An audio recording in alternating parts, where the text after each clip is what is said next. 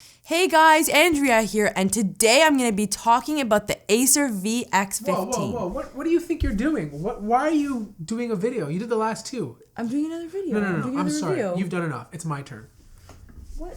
What's going on? What's up, everybody? Matthew Moniz here, and today I'm reviewing the ACER VX15. This is an affordable gaming laptop that comes packed with the latest GTX 1050 and an i5 7300 HQ processor. The great thing about this laptop is it only costs $800. But the big question is it actually worth it? Let's find out. The VX15 is donning the typical gamer black and red colors. It looks good, but I really wish companies would try something new. The entire laptop is made out of plastic, with the top lid sporting a brushed metal look with two red stripes. Now they don't light up, unfortunately, but go well with the big red grills on the back. The overall dimensions are slightly larger than similar laptops at this price point, but weight is manageable at 5.4 pounds. Now this makes it a bit heavier than the HP Omen, but lighter than the Dell Inspiron 7567. Getting inside is pretty easy, even with the 14 screws that need to be removed. On the bottom left, you have an empty space for a 2.5-inch hard drive. In the middle, you have two RAM slots, which are upgradable, and to the left, you have a light-on 250GB SSD. Now, it's not NVMe PCIe, but you can swap it out for one if you really want to.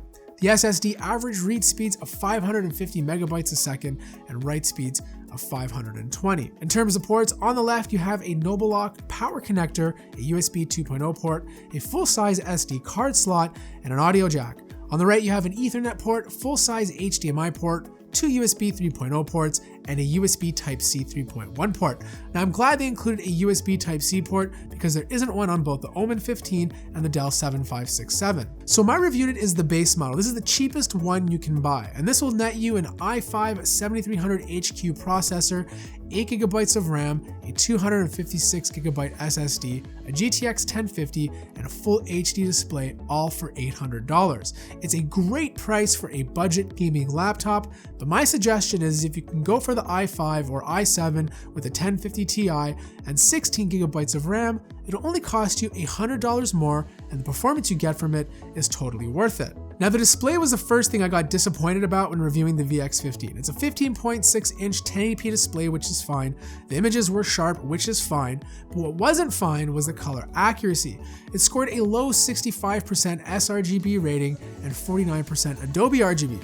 That's really low compared to the 72 to 75% sRGB average I see on most other gaming laptops. You can tell too as images look dull or lacked color. Now it's okay to play games on, but I don't recommend using this laptop to edit photos or do video work.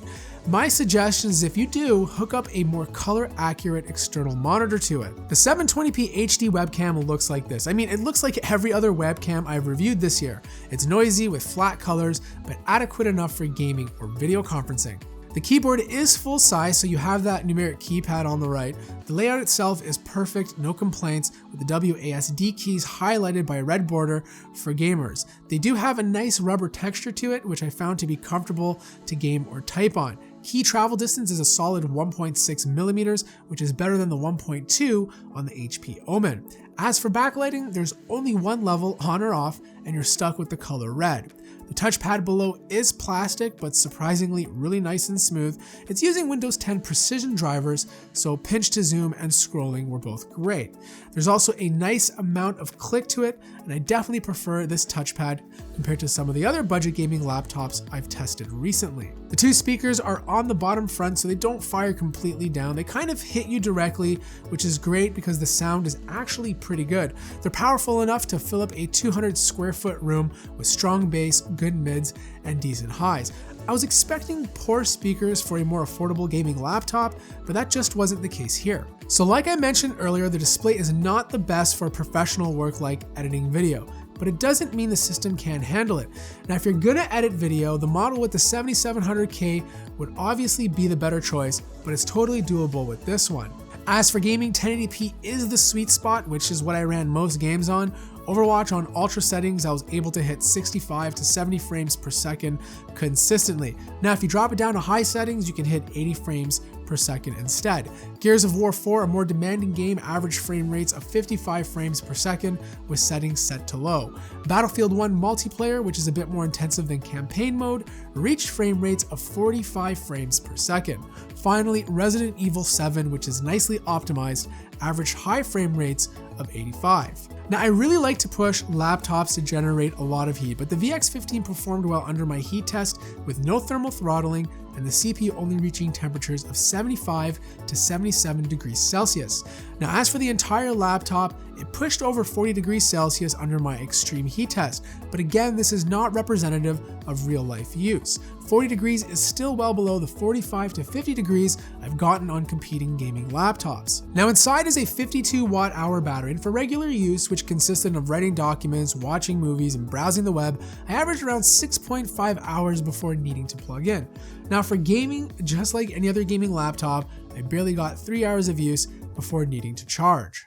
Alright, so here are my closing thoughts. The ACER VX15 has good battery life, great sound, a good keyboard, and a solid touchpad. But it falls short with a poor display and chunky design. Now, I get it, I understand it's an $800 gaming laptop, so some corners have to be cut, but I wish the display wasn't one of them. Now, the only laptop I've tested at this price point is the HP Omen, and it has a better display but suffers from bad sound, a mediocre keyboard, and poor touchpad. My suggestion is if you're gonna buy this laptop, spend $100 more and get the model with the 1050 Ti and 16 gigabytes of RAM because the performance increase is significant.